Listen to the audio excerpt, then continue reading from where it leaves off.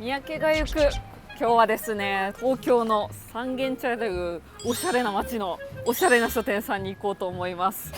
今日行くのはですね、なんとこちらです。上に上がったところにあるトワイライライトさんという書店さんに行きます。このパン屋さんとかご飯屋さんがある三軒茶屋のですね、この3階にあるのでちょっと登っていこうと思います。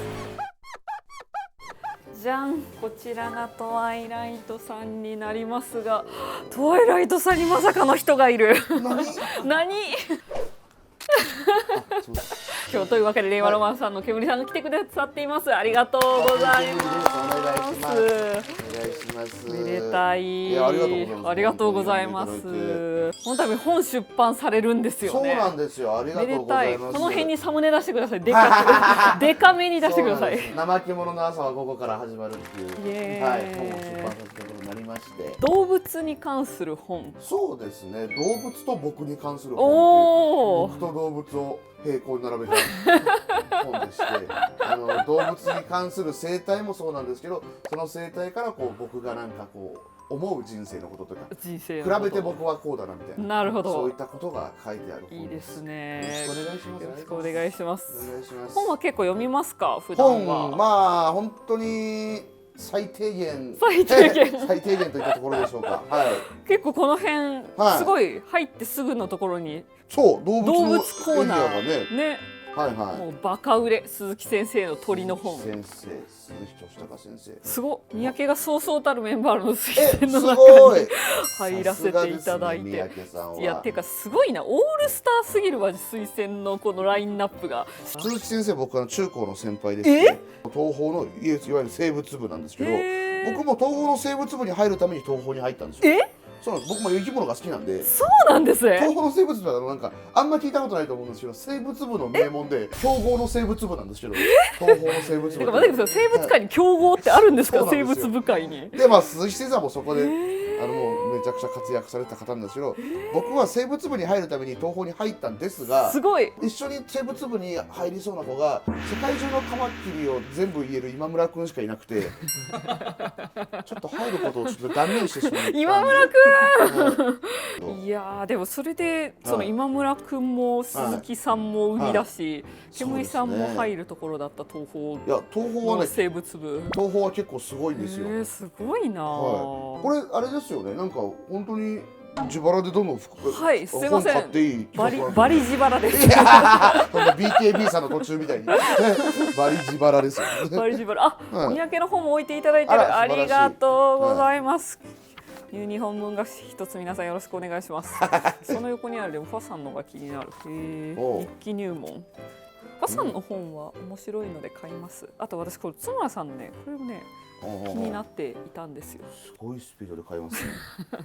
なんかまあ気にせずに回りましょう。でもね、僕もちょっとゴリラの森で考えるはちょっと前から読みたかったのと、山際先生、あとこれすごい面白そうですね。これ生き物のハイウェイ。生き物のハイウェイ、それ何の本ですか？これ佐々木先生って結構ねメディアとかも出られたりする人のイメージありますけど。待ってください。プロナチュラリストって聞いたことない肩書きが書いてある。確かにね。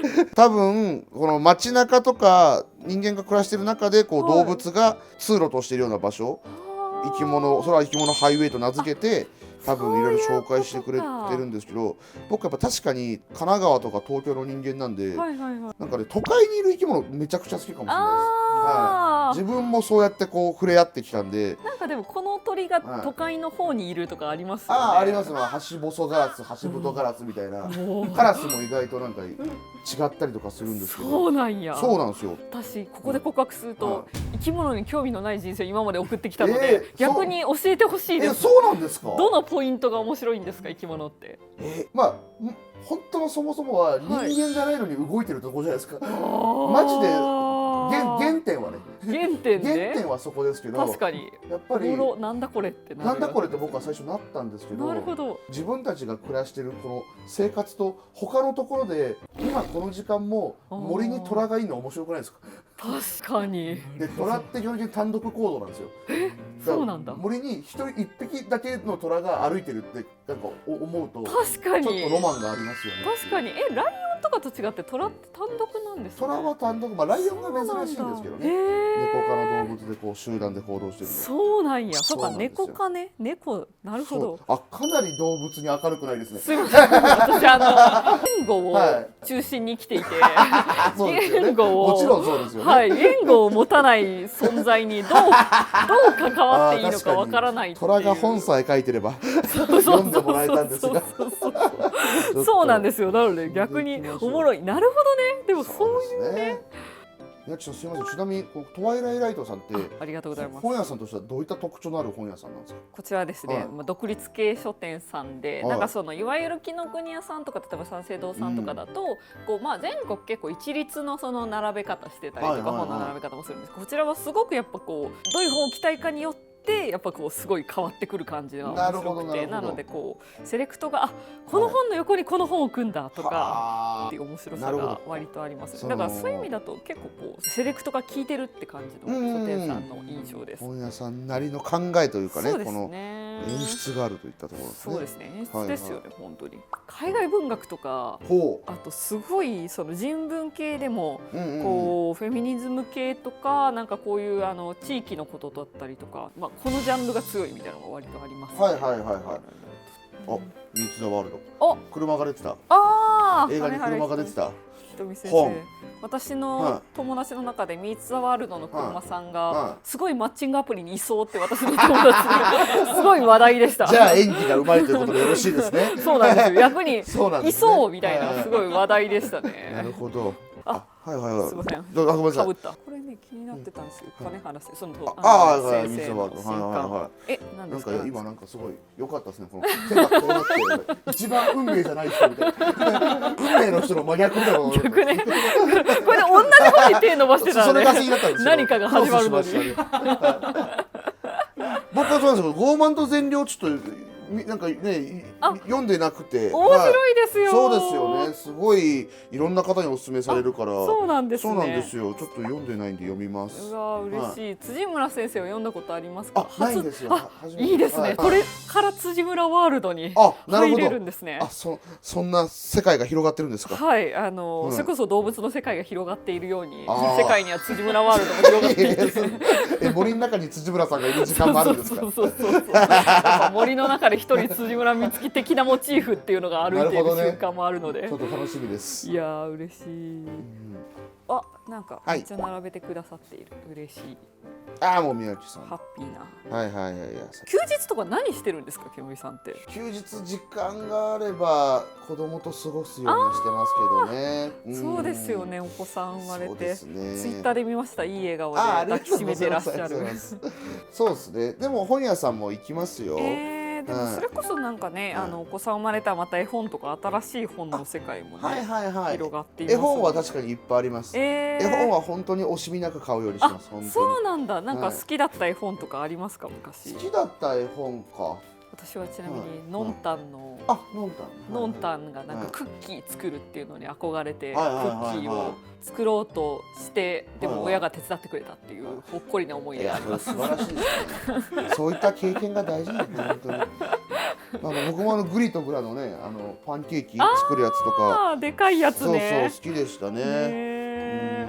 やばい、三宅書店一番今史上一番教育的にいいです。動物の絵本の話をしている。情報がありますね。すごいなんか情報があっていいですね。教育的に NHK 的になってきた。すごい。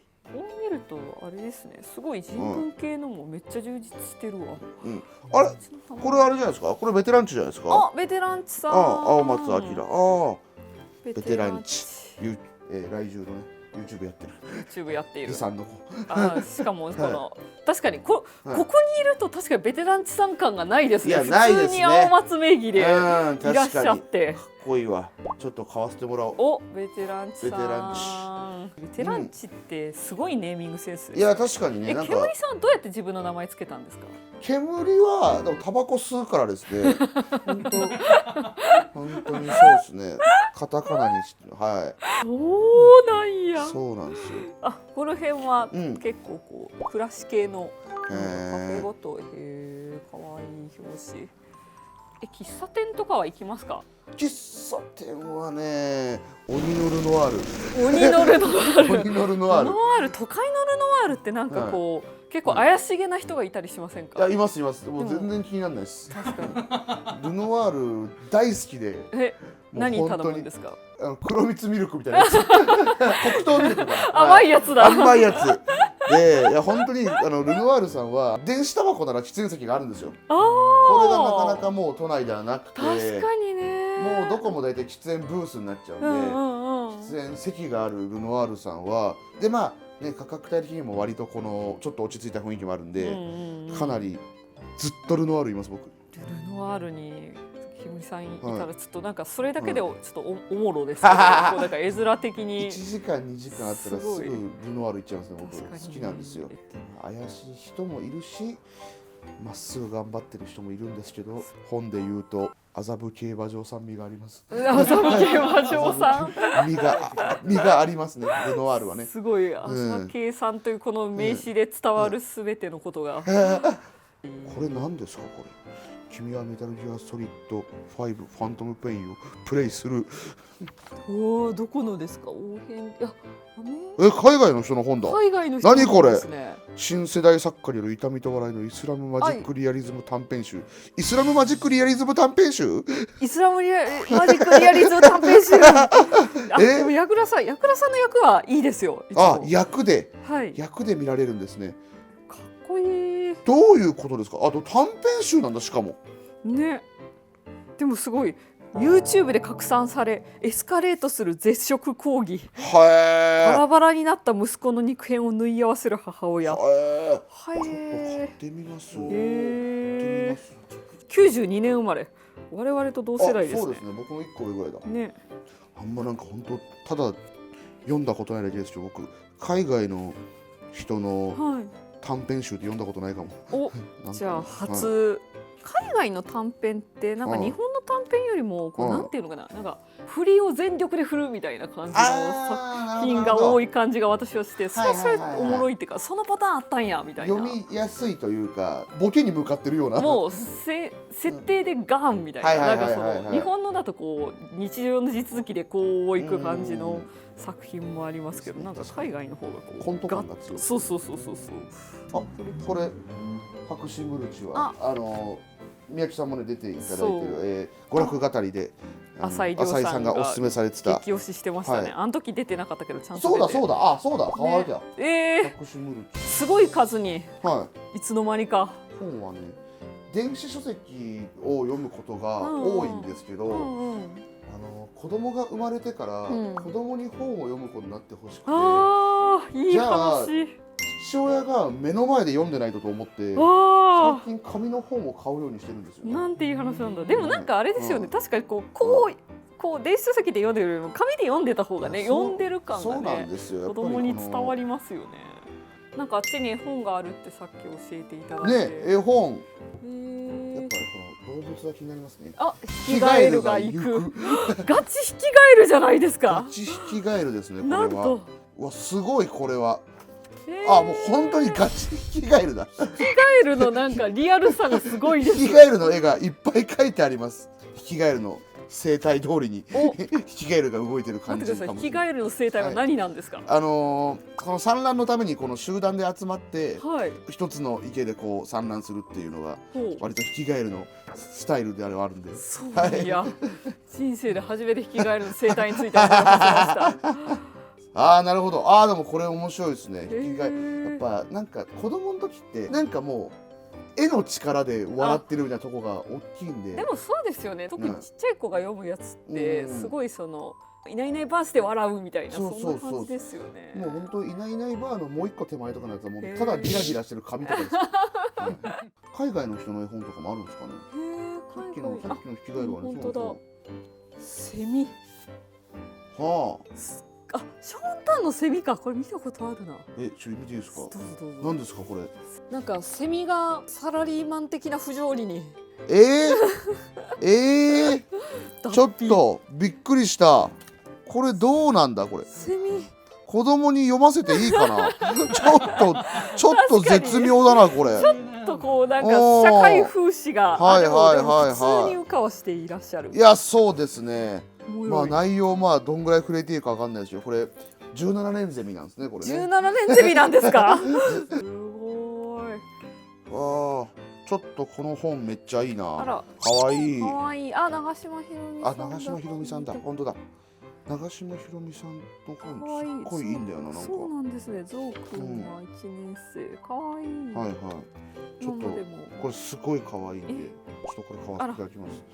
まだうちの子にと早いんですけど、僕勝手にちょっとその設定年齢がおもちゃとかも何ヶ月向けとかあるんですけど、上のものを与えた方が早く成長するんじゃないかと思って確かに確かに、ややスパルタでやってはいるんですけど。いやでもなんか普通に私もなんか本読むのって対象年齢って児童書とかと書いてたりするじゃないですか。あんまり気にしてなかったから。あ、本当ですか。はい。やっぱそうみたいですね。なんかそうな気がしますね。意外といけるらしいんで。意外と子によっても違いますよね。人によってもね。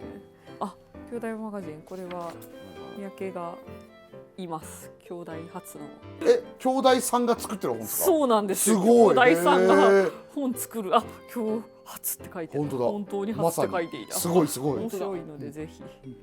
お互いなんかおすすめあったりしてます。ああ、確かに。確かに。ちょっと動物の本とか気になりますよね。お、確かになんかおすすめあったら。むしろ動物のに興味がない人が読める。はい。はいはいはいはい。でもさっきのハイウェイね良かったですよね。生き物ハイウェイこれでもかなりおすすめできますよねやっぱり。僕まだ読んでないんですけど、身近の生き物について触れてくれてるんで。確かに。三宅さんでもこの街を歩きながら見える世界が変わってくるんじゃないかって。ここにいるのかっていう気持ちになってくるかもしれない。っていうか私本当にバリ田舎育ちなんですけど、そうなんですね。動物の知識は絶対に逆普通だったな。でもそういうもんじゃないですか。いすぎてなんかタヌキ。都会だから。逆に。出身どちらでしたっけ？出身高知県です。高知県なんだ。高知県なんですよ。いいですね。ご存知ですか？もちろんもちろん。で私真剣に煙さんにおすすめ。おすすめしてください。なんか森美さんは読んだことありますか？読んだことあります。何でしたっけ？夜は短し。そう。はいはい。森美さんのエッセイとかはなんか。エッセイって読んだことないです。本当ですか。ちょっと読んでほしいかも。なんか森美さん竹林の研究してたんですよ。面白。そうだからなんかねこうとかあと小説だとタヌキ出てきたりとか、そういう自然系の話もありつつ、僕別に自然がないと何も読まない人じゃないですよ。読みますよ全然。動物出てこないと読まないと思っているかもしれない。でもなんかそれでいつつなんか男子校の思い出とかも描きつつ、なんか割と。なんかそうライフル部だったんですけど、そういう部活の話とかも面白いので。いいんですか？ありがとうございます。森美先生のエッセイなんだ。森美作品に出てきそうなんですよ。私の中で煙さんってなんか森美モチーフがすごい。光栄。ちょっと森美さんの読者いるでしょう。なんか思いませんか？やった、ありがとうございます。嬉しい。ちょっと読ませてもらおう。好きな動物とかいるんですか？好きな動物、犬昔飼ってたの好きですね。犬ね。生き物ハイウェイの書いてたのが中村パンさんって方なんですけど、この方が結構出してる作品集とかがあって、みんな犬が出てくるんですよ。そうなんだ。可愛い。何これ？可愛い。これはこの生き物ハイウェイの絵を描いてらっしゃるね。絵を描いてらっしゃる。可愛い。昔飼ってた犬をずっと描いてるんですけど。可愛すぎる。植物の花の中とかね。それはかなり可愛いでもいいですか。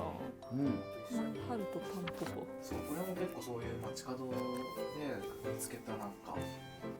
漫画。1ページ見開き漫画みたいな感じで。素敵。すごいいいし。めちゃくちゃいいですね。もう見て犬が。でもこれすごい可愛い。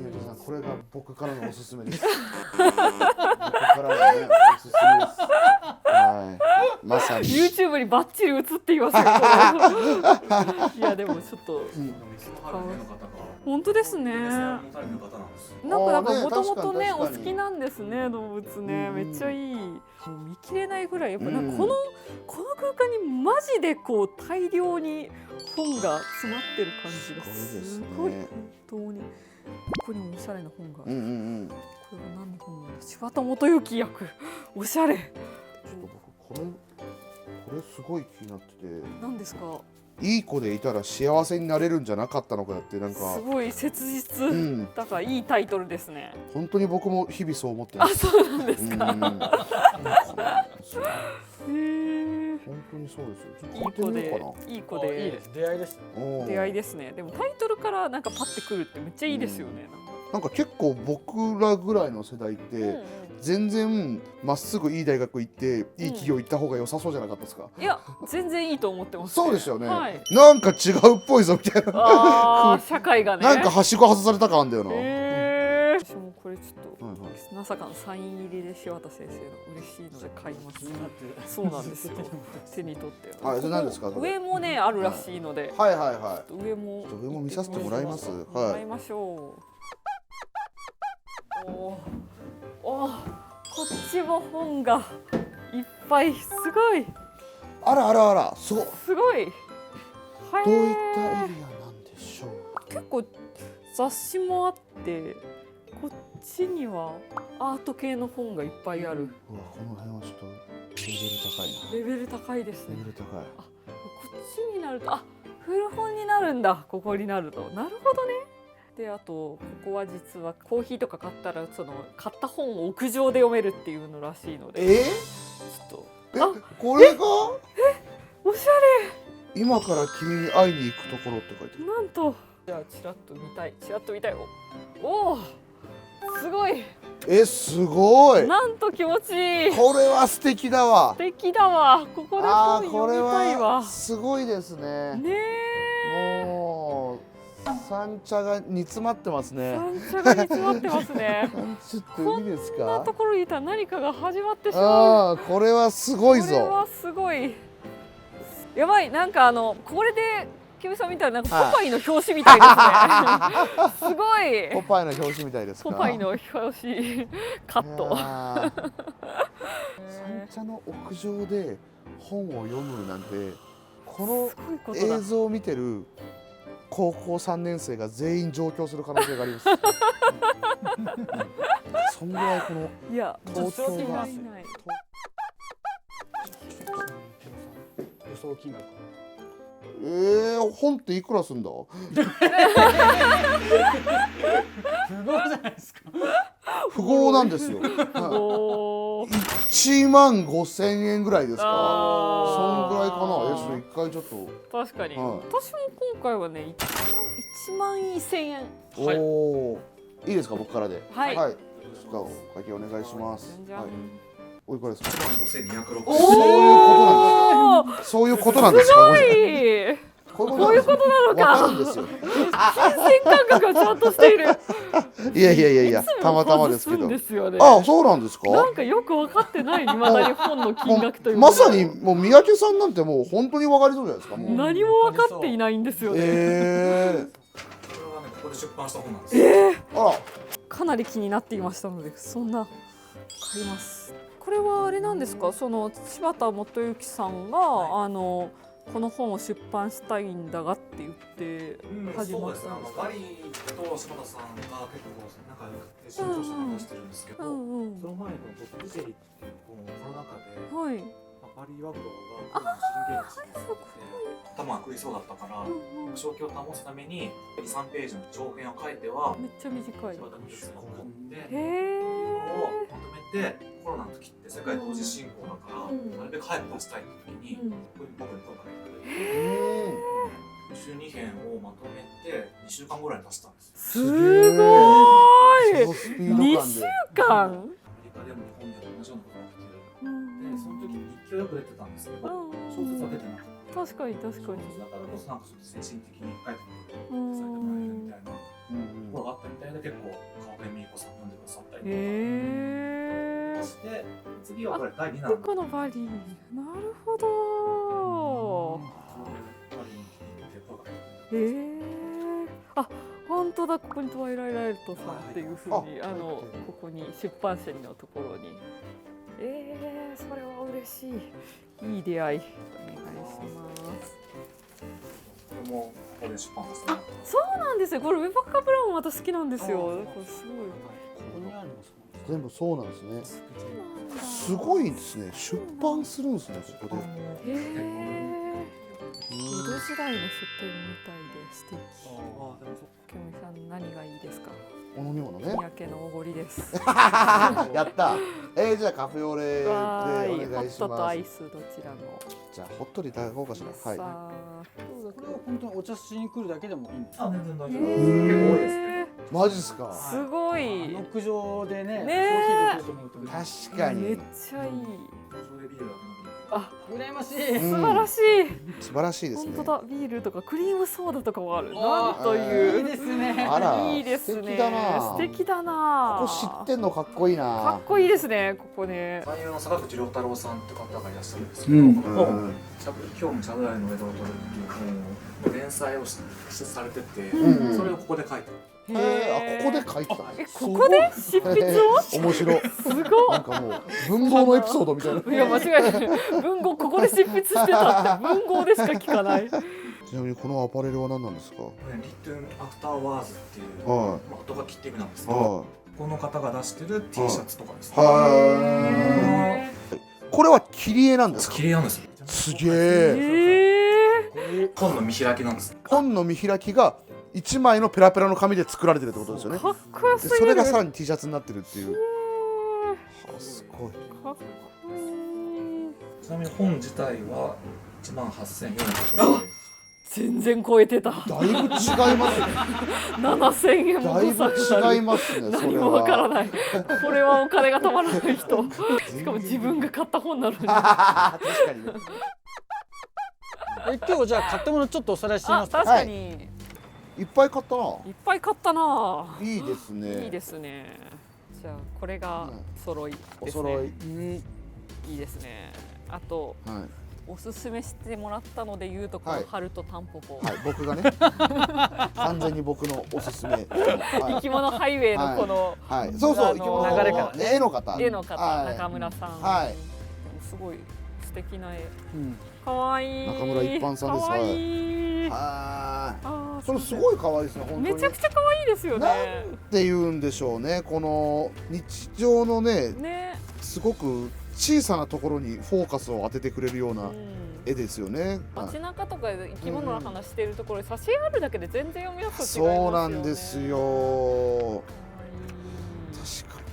あとは何ですか？海外文学今回私多いです。韓国のね、この石井美穂さんって私がすごい好きな研究者の面白いエッセイ書いてる方で、その方がおすすめしてたからちょっと買おうかなと思って気に入ったやつとか、ワイライライトさんが出版したという、すごい嬉しい。ここでしか買えないんですかね。そうなんですよね。確かに。ね、そういうのあると嬉しい。僕はこの浅井亮さんおすすめ白紙ムルチもそうですし、天際先生ゴリラの森で考える。まあこれはもう間違いない。間違いなさそう。はい。あとゾウ君は1年生も可愛いですね。これ超可愛い。長嶋さんのこれ超可愛いんだよな。これどうしようこれ。子供に読ませるのがもったいないぐらい。そんなことないんですけど。いやでもこれお子さんが読んでるのもめっちゃ可愛いでしょうね。確かに。いや本当に。まだ先の話ですけど、自分の子供が小学校とか行くなったらちょっとびっくりしちゃうかも。感動しちゃうかもしれないです。そんな気持ちがすでにちょっと味わえる雰囲気があります。すでにもうね。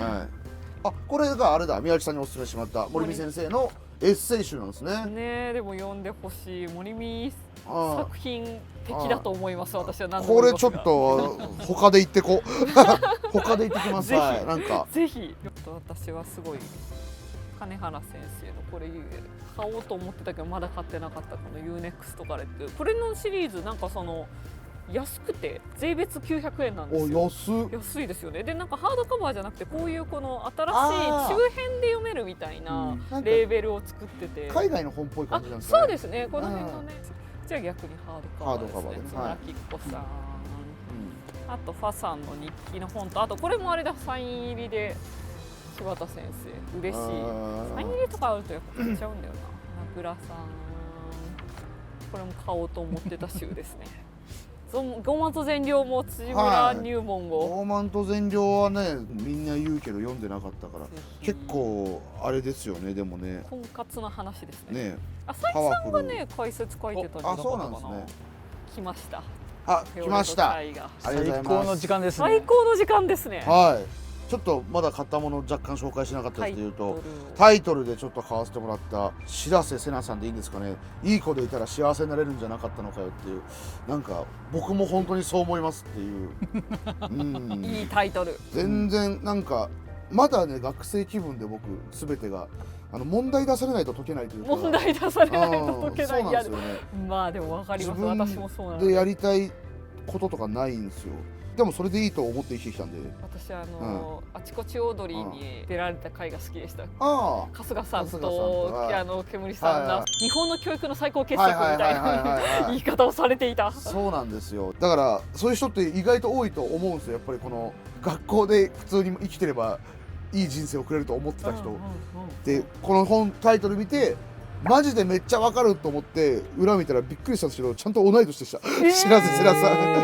やっぱそうなんだ。93年生まれだ。ああ本当ですか。その感覚なんだよな。本当に。そしてベテランチ。ベテランチすごい好きだけど、僕その短歌の部分まだちゃんと知れてないんで、そこもちょっと勉強させてもらいます。いいですね。どうぞ。歌集とかもやっぱ書店さんで出会った方がなんか買おうかなって気持ちになりますもんね。確かに確かに。Amazonとかよりもなんとなくやっぱりこう書店さんだからこそ。確かに。ね。歌集って電子書籍になると一気にもう文字のデータでしかない感じが出ちゃいますよね。めっちゃわかります。そうなんですよね。紙の本でなんか書店で並んでた方が買いたくなるのが第一位って感じがします。本当にそうかも。いいですね。はいはいはいはい。そしたらいつの間にかテーブルにはなんと怠け者の朝は午後から始まる4月の23日発売です。めっちゃいいですね表紙。そうなんですよ。これもズーラシアで撮らせていただいて、この辺の怠け者の絵とかも全部僕が描かせていただいて。すごい、めっちゃいいですね。なんか執筆の思い出はありますか？なんでしょうね。今もちょっと執筆してるんですけど。まだ今もそうなんですよ。これ撮影してる時、まだやりつつではあるんですけど。書いているという噂の。でも対談を巻末でさせてもらってて、ズーラシアの園長先生の村田先生っていう人と対談させてもらったんですけど、全然本の本筋と関係ないぐらいめっちゃ面白い人で、ちょっとそこも読んでほしいですね。不思議な人なんですよね。そうなんですね。あと割とメジャーな動物を並べるようにはしたんですよ。虎とか亀とかなんですけど、一個だけ明らかに全く知らない生き物が出てくると思うんですけど、それだけ明らかに僕が入れたくて入れたやつがあるんで、めっちゃいいですね。なんかでもそういうのなんかこう本の醍醐味ですよね。やっぱりこうちょっと求められるものとこれは入れたいみたいなのをこうやってると、そうなんですよ。読み手としてはグッときます。ぜひそこもちょっとお願いします。ありがとうございます。じゃあちょっとチャイをいただきましょう。もうなんか人生が上がった味がします、私には。三茶で屋上でコーヒーとかチャイ飲むなんてもう人生が上がった気がする。宮城さんって働きたいですか？本読むために働いてる感がある。でもじゃあ働かなくても本読めんならそれでいいですか？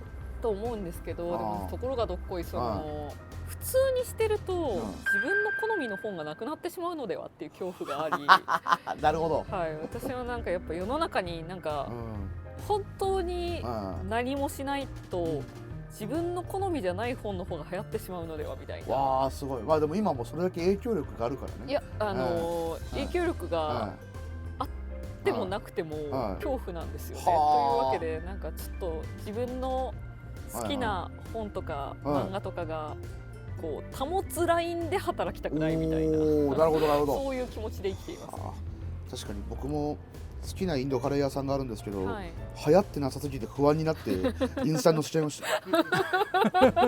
いい話。本当に不安になって。ケムさんは働きたいですか？働きたくないです。今の忙しさはどうなんですか？本当にもうその学生気分なんで、もう多分タフな学生なだけなんで、はい、別に働けますよ。あ、そうなんですね。もう別にしたくないです。うわまあいるじゃないですか。やっぱ多分東大とか入るような人だって、学問が好きで楽しく東大入る人もいれば、必死に頑張って東大入る人もいるじゃないですか。どちらかといえばその後者の方だと思うんで僕は。言われればやれるけど、やりたいことじゃないみたいな。まさにもう本当に僕その状態なんで。しんどくなったり辛くなったりはしないんですか？しないですよね。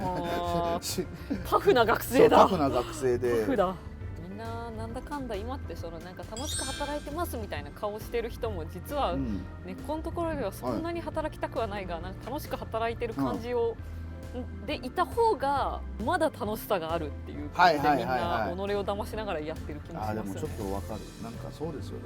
みんな楽しそうに働きすぎてますよね。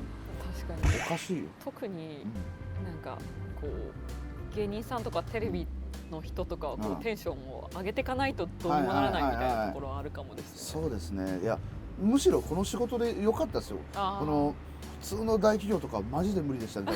多分無理というか耐えれる部分はあったんですけど、この仕事だからまだ幸せ感じれてるかも。いい話だ。本書くのは楽しかったですか？インタビューしていただいて。文字に起こしてもらったのをまた直すみたいな。でも結構直しとか大量に楽しいですよ。ちょっと今単独ライブとかも近くて、ああそうですよね。そうなんですよね。ちょっとたまたま忙しい時期にぶつかってはしまったんですけど、自分の本が世に出るのってできない経験じゃないですか、普通に生きてたら。だから親孝行になるっていうのもありますし、動物の本なんで将来的に子供も読めるなと思ったら、なんか得だと思って書きました。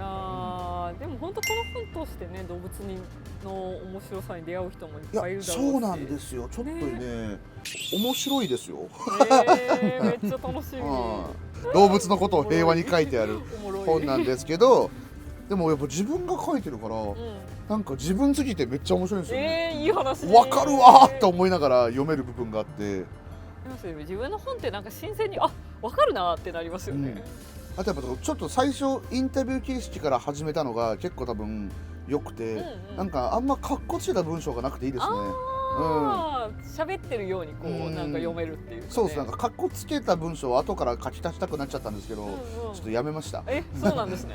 はい、体裁だけ整えて。でもちょっとそれもまた読みたいですけどね、かっこつけたバージョン。いやちょっとだいぶいい書店、いい空間、本当に。いや、いいですね、ここ。私もうなんか煙さんの新たなる1年目も見れて、ワイライライトさんはもう私マジもうなんか生まれ変わったら高校生の時からここでチャイを飲む人生をやり直したかったです、マジで。確かにそうですね。いや、高校生からしたら大変なことになってましたよ。ちょっとそれはやりすぎですよ。なるほど。今でよかったのかもしれない。今でよかった本当に。本当に並べられてる本のセンスもいつもいいし、こっちに海外文学あるけどそのすぐ横に短歌があったりとか、ジャンルもねなんかねいい感じに並びがばらけてる感じが私的にあって、あとその後ろにすぐ人文があったりとか、なんかそこもすごい見やすいし、あと私前来た時コーヒー飲んだんですけど今回チャイ飲んだんです。チャイも美味しい。喫茶店としてもおすすめです。三茶に来た際はぜひって感じです。なんか感想とかありますか？読んだ本ここで読めるっていうのがすごい読書体験ですよね。いいですよね。これ夜どうなってるの？夜どうなってるんですか？夜は元気ですよ。電気つくんですか？電気つくんですか？これはすごいわ。これはすごいわ。これが東京だぞ。高校生の皆さん見てますか？地方の若者。これが東京。三茶を味わいたい方、ぜひいらしてください。そして煙さんの新刊、ぜひぜひ読んでください。お願いします。怠け者の朝は午後から始まる学研さんからはい発売です、お願いします本当にという圧を与えたところで、はい本当にありがとうございます。ぜひコメントとかチャンネル登録といいねもよろしくお願いします。またぜひ来てください。お願いしますありがとうございます。ありがとうございましたではではではではでは。